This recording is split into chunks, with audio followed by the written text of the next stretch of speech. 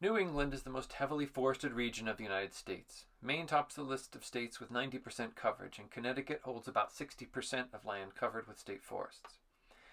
Farms once took over the state, knocking the numbers down to about 25%, and beginning in 1825, state forests began to return as the farms were abandoned. Yet they were to be stripped once again at the turn of the century to be harvested for coal. Today, about 60% of the state is still covered with forest and public and private land. But this is only one piece of our story. Without controlled burns and management, understory vegetation and invasive species have altered the forest composition. The trees themselves lock away carbon and nutrients from the soil when they die through storm damage, infection, and blight. Nutritional resources locked away in the trees must be recycled to allow new growth and healthy forested land. The spotlight focuses on the decomposers of fallen trees, the fungi.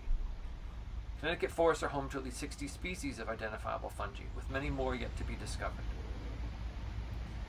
They form symbiotic relationships with plant species and cause disease in both plants and animals. Macrofungi can be seen on the surface of trees and on the forest floors. The structures that we see are called fruiting bodies. They're short-lived spore-producing dispersal structures. But deep inside the soils and the plant tissues are the actual structure of the fungi called a mycelium. Species of fungi that are decomposers are usually found on dead and dying trees. While we see the fruiting bodies on the surface, thread-like hyphae penetrate deep into the woody tissue and secrete enzymes to break down the cellulose and lignin of the tree. Some species of bracket fungi are edible, but you should never consume a wild collected mushroom.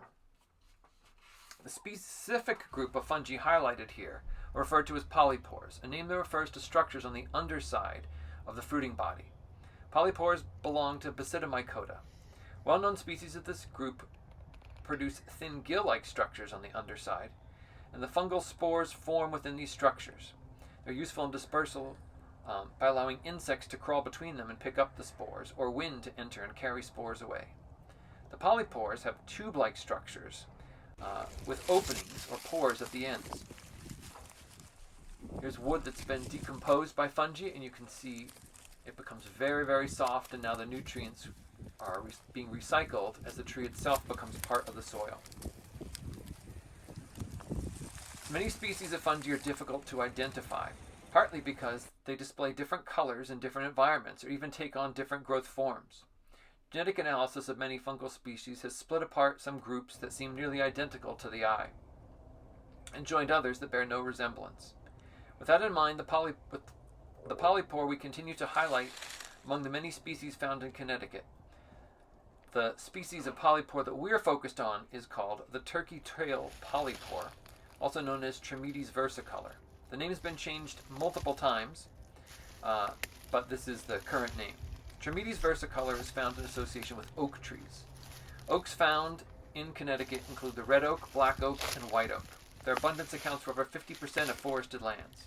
As the trees fall, we often find Trametes versicolor growing on the broken tree trunks and downed whole trees. They work away to recycle the nutrients and make them available to the next generation. Trametes is also known for an interesting characteristic, an ability to undergo lichenization, which means they can form symbiotic relationships with 4 different species of algae. It's not a true lichen, but it forms a similar relationship.